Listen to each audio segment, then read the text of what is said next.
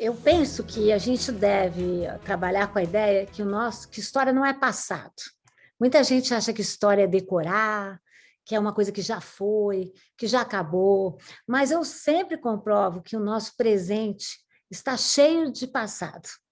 Na verdade, quando nós procuramos esquecer disso, quando nós nos evadimos dessa realidade, nós como que colocamos uma camisa de chumbo na nossa frente e não percebemos que muitas das nossas reações mais autoritárias, mais afetivas, mais identificadas, têm a ver com esse nosso passado.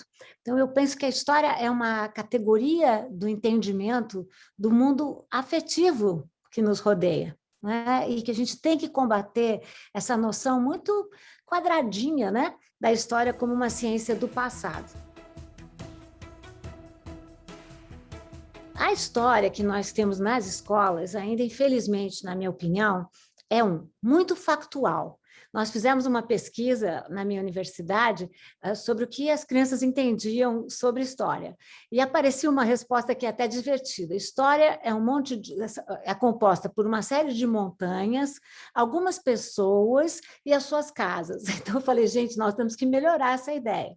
Primeiro, porque a nossa história ainda é muito colonial.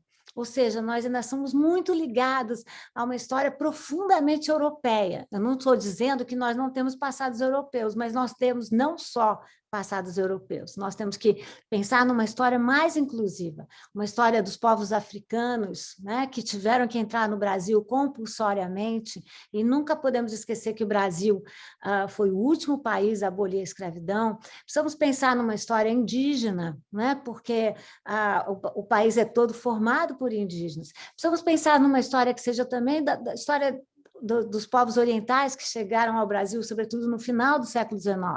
Uma história dos povos quilombolas, por exemplo, que são tão importantes, das populações ribeirinhas. Uma história das mulheres também, porque é impressionante como a nossa história é profundamente masculina, já repararam? Ou seja, a gente só fala da princesa Isabel porque ela era filha de Dom Pedro II e esposa do Conde D. Mas ninguém, quando fala, por exemplo, do Dom Pedro II, cita o pai, obrigatoriamente, ou a esposa dele. Então, isso mostra como a nossa história é muito masculina.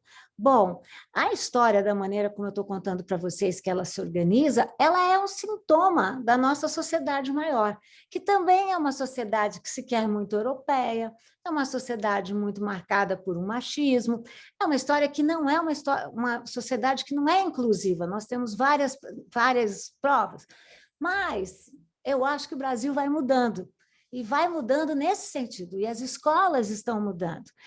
Eu acredito, portanto, que quanto mais a história ensinada nas escolas for uma história que diga respeito à população brasileira, mais ela vai ser afetada por essa história.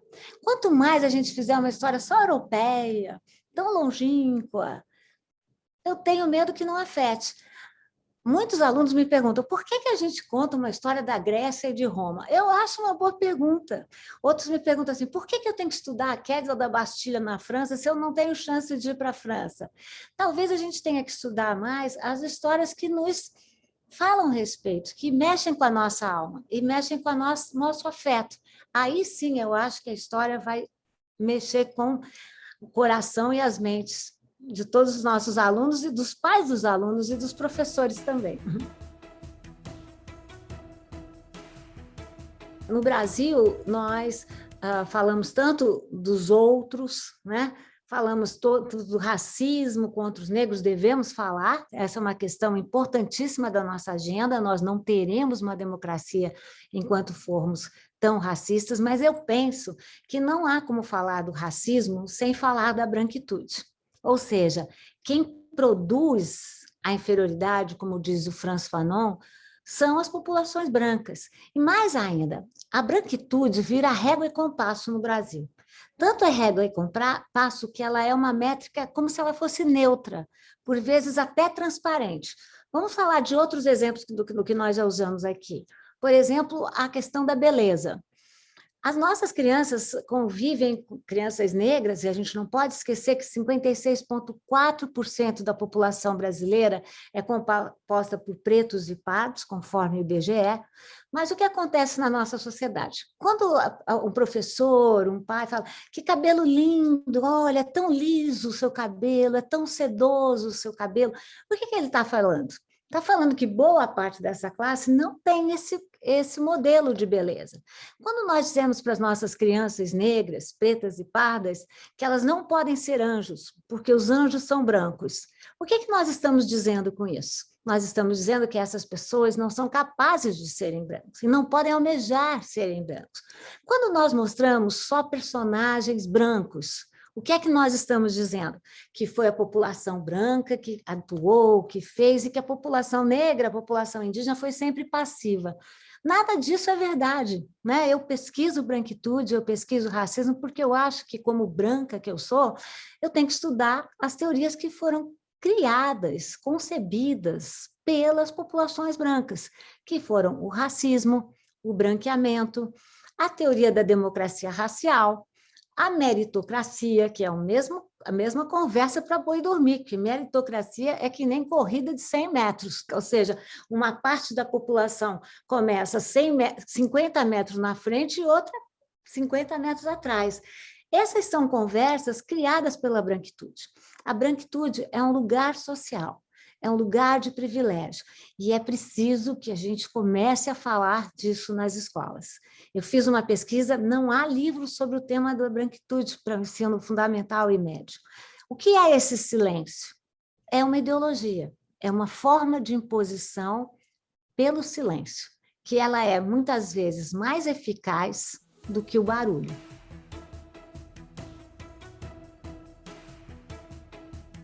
Primeira coisa é contar com a experiência dos jovens, né? Ou seja, um aluno ativo, um aluno participante é aquele que traz o seu conhecimento para a aula. Nós temos que parar com essas distinções entre arte e artesanato, conhecimento erudito e conhecimento popular.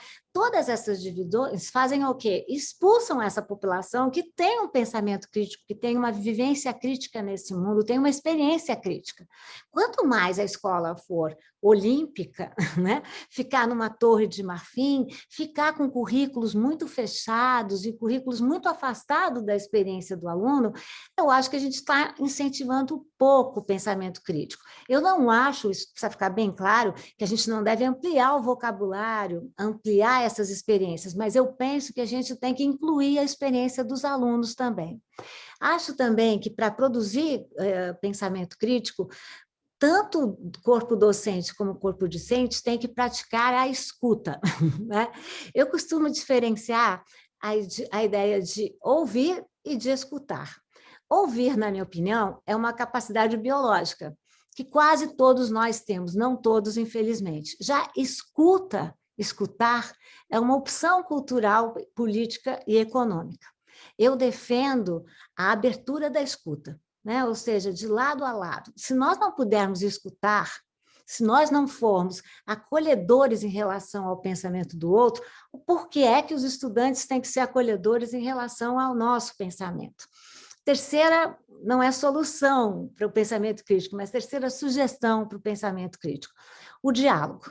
Eu acho que o diálogo sempre nos fará melhores, né? Eu, como professora, adoro uma conversa, né? Eu adoro que os alunos me interrompam, eu adoro que os alunos façam perguntas. Eu sei que alguns alunos brincam comigo e falam assim: professor, todas as perguntas são tão boas, como a senhora diz que são. Eu falo: olha, eu não sei, mas toda pergunta para mim revela curiosidade, revela vontade, revela desejo e revela afeto, no sentido de estar afetado. Então, toda pergunta é boa, sabe? E toda pergunta é um caminho, é um gatilho para esse diálogo que muitas vezes nos faz tanta falta, né? Sobretudo nesse momento em que nós vivemos, nesse momento de tanta fake news, nesse momento tão inundado pelas redes, né? E as redes trazem tudo, trazem bom conhecimento, boa informação, mas também má informação.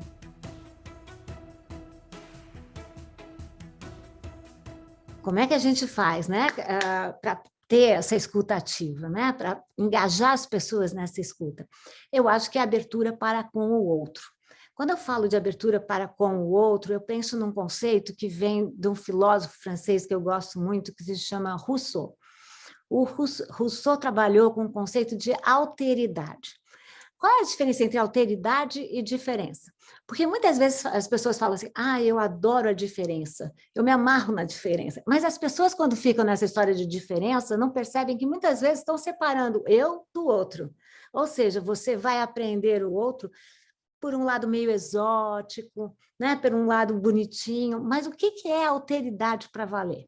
É quando a diferença que eu percebo no outro produz diferença em mim mesmo, de tal maneira que eu passo a não a estranhar a mim mesmo e a familiarizar o outro. Eu acho que se a gente praticar a alteridade de parte a parte, tanto dos alunos como do professor também, dos professores também, se nós praticarmos a curiosidade, não a curiosidade boba, mas a curiosidade genuína, essa é uma forma de a gente valorar a diversidade de pensamento. Eu sou historiadora, mas sou antropóloga de formação. Eu sempre acho que mais é sempre mais.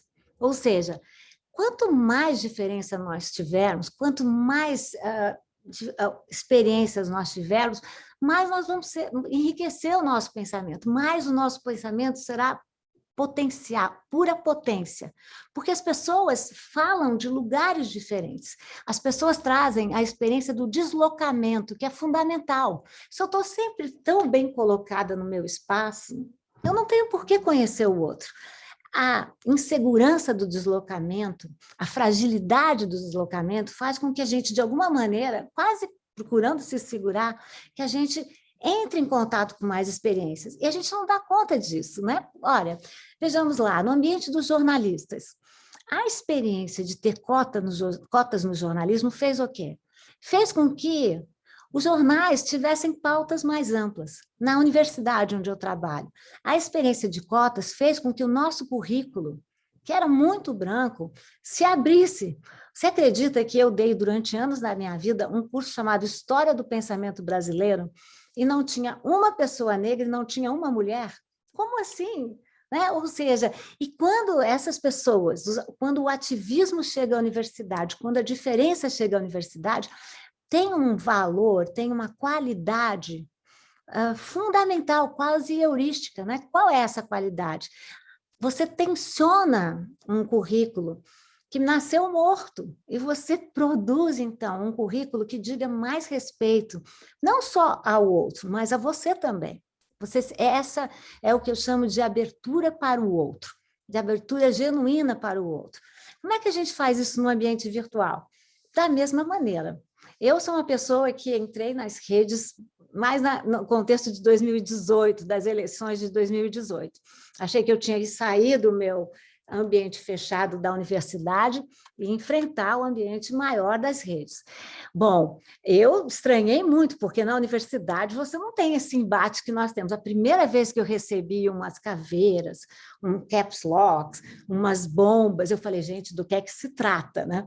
Isso foi muito importante para mim, tanto que eu comecei a responder para essas pessoas com tremenda educação. Educação em que sentido? Abertura para o outro, agradecimento genuíno. E eu desmontava as pessoas, eu não sabia, mas eu desmontava com o meu muito obrigada, com o meu agradeço o seu comentário. Eu não demonizo o ambiente virtual. Eu acho que nós temos que ocupar o ambiente virtual com boa informação. E boa informação sempre passa pelo afeto. A boa informação sempre passa pelo seu lado mais íntimo e mais genuíno. Então, eu acho que a gente deve, claro, nem tudo no ambiente virtual é bom, também não sou ingênua, mas eu acho que a gente pode domesticar esse ambiente e pode reverter ao nosso favor. Como a gente tem feito isso tudo no mundo, né? Ou seja, quando o livro saiu, muita gente dizia, não, o livro vai acabar com a cultura da escrita. Vamos com calma, né? Como é que a gente se apodera desses novos mundos e faz com que esses novos mundos sejam nossos também?